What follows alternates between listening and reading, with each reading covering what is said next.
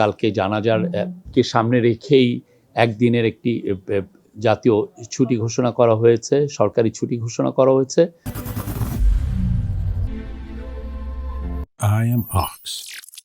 আগামীকালের যে এবং আজকের এই যে প্রস্তুতি বিষয়ে আপনারা জানেন, আমাদের জাতীয় নেত্রী বেগম খালেদা জিয়া আজকে সকাল 6টায় উনি ইন্তেকাল করেছেন।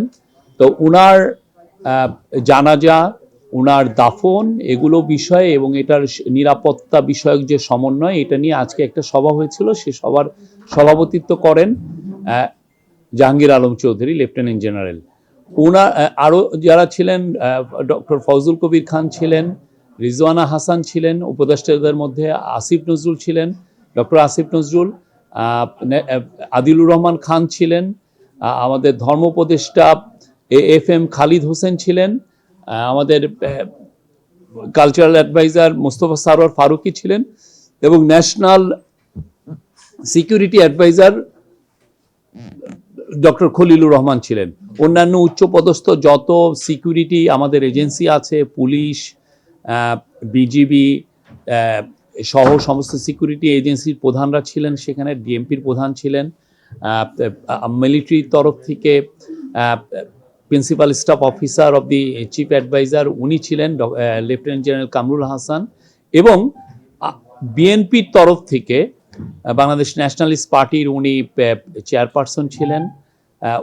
বিএনপির তরফ থেকে doctor brigadier general doctor Shamsul Islam ছিলেন, উনি আমার পাশেই বসে আছেন। তো কালকে বেগম খালেদা জিয়ার দাফন এবং জানাজা এবং এই পুরো প্রস্তুতি কিভাবে নেওয়া হবে তার বিষয়ে একটি সামগ্রিক আলোচনা করা হয়েছে, এবং এখানে মূল জোর দেওয়া হয়েছে যে পার্টির সাথে পুরোটা সমন্বয় করে, বিএনপির সাথে সমন্বয় করে সমস্ত কাজগুলো সম্পন্ন করা হবে। তো আপাতত যেগুলো ডিসিশন হয়েছে সেটা হচ্ছে যে জাতীয় সংসদ ভবনের দক্ষিণ প্লাজায় উনার জানাজা হবে। উনার মরদেহ সকালেই এভারকেয়ার হাসপাতাল থেকে জাতীয় সংসদ ভবনে নিয়ে আসা হবে, এবং এই নিয়ে আসার সময় পুরো রাস্তার দুই পাশেই একটা স্পেশাল সিকিউরিটি অ্যারেঞ্জমেন্ট ইনশিওর করা হবে, এবং আমরা অ্যাট দ্য সেম টাইম আমরা জানিয়ে দিব কখন পুরো গাড়ি, মরদেহবাহী গাড়িটা কখন রওনা দিবে, এবং এটাকে ফুল রাষ্ট্রীয় অনারে ওনাকে নিয়ে আসা হবে দক্ষিণ প্লাজায়, জাতীয় সংসদ ভবনের দক্ষিণ প্লাজায়।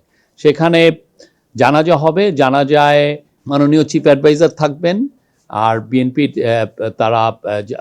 বিএনপির নেতৃবৃন্দ থাকবেন, সমস্ত অ্যাডভাইজাররা থাকবেন, এবং আমরা আশা করছি অনেক ডিপ্লোম্যাট থাকবেন, এবং আমাদের বাংলাদেশের তাদের আপনি জানেন যে কালকে জানাজার কে সামনে রেখেই একদিনের একটি জাতীয় ছুটি ঘোষণা করা হয়েছে, সরকারি ছুটি ঘোষণা করা হয়েছে, 3 দিনের শোক দিবস পালন করা হচ্ছে।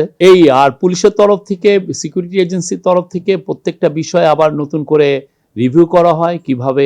আপনারা জানেন কিছুদিন আগে একটি বড় জানাজা হয়েছে, ফলে পুলিশের এবং সিকিউরিটি এজেন্সিগুলোর নিজেদের মধ্যেই কিছু প্রস্তুতি অলরেডি ছিল, কিন্তু এখন আরও বড় আকারে কিভাবে প্রস্তুতি নেওয়া যায় সেই বিষয়ে খুব নিবিড়ভাবে আলোচনা হয়েছে।